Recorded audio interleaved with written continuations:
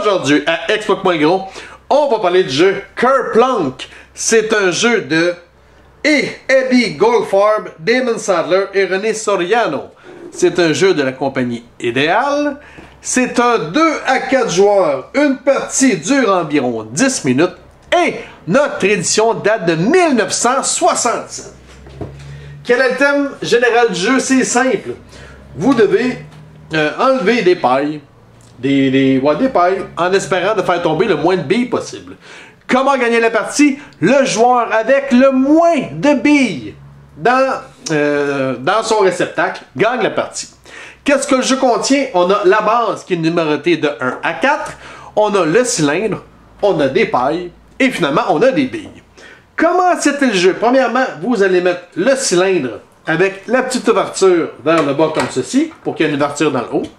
Vous allez mettre les pailles pêle-mêle dans le réceptacle comme ceci. Vous placez ça n'importe comment. Il n'y a pas un ordre préconçu. Moi, j'avais déjà commencé un petit peu, parce que je ne voulais pas que la vidéo dure trop longtemps.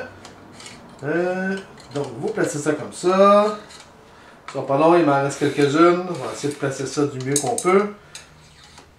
On puisse avoir une bonne vidéo.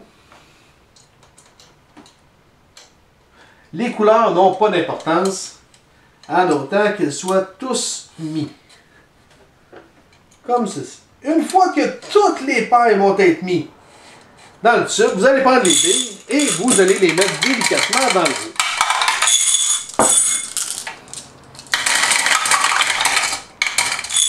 Si jamais il y a des billes qui passent à travers, eh bien, vous les prenez et vous les remettez à l'intérieur, comme ceci. C'est bien? Maintenant, chaque joueur va se choisir un numéro de 1 à 4 et il doit le mémoriser, puisque quand il va jouer, il va devoir mettre le tube vis-à-vis son numéro. Maintenant, une fois que c'est fait, trouvez votre premier joueur et commencez à jouer. Donc, je vais le mettre comme ça. Lorsque c'est votre tour, premièrement, vous devez tourner le tube vers votre numéro pour que l'ouverture soit vis-à-vis votre numéro. Ensuite, vous devez enlever une paille en espérant de faire tomber le moins de billes possible. Et le mieux possible, c'est de ne pas en faire tomber pantoute. Vous ne pouvez pas commencer à tâtonner des pailles. Celle que vous touchez, vous devez l'enlever. Je touche celle-là, je l'enlève. Si je veux, je peux tenir le tube. Ça serait niaiseux de le shaker parce que vous risquez d'avoir des billes de plus. Donc, vous l'enlevez comme ceci et je mets la paille délicatement devant moi. Ensuite, on va tomber au deuxième joueur. Le deuxième joueur, il doit prendre le tube et le tourner vers lui, comme ceci, et ensuite enlever une paille. Votre tour finit lorsque le joueur d'après touche le tube.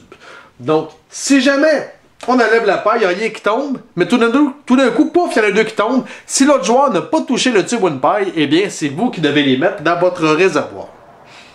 Vous allez faire ça comme ça, à tour de rôle, jusqu'à temps qu'il n'y ait plus de billes à l'intérieur du tube. Même s'il reste des pailles, on s'en fout.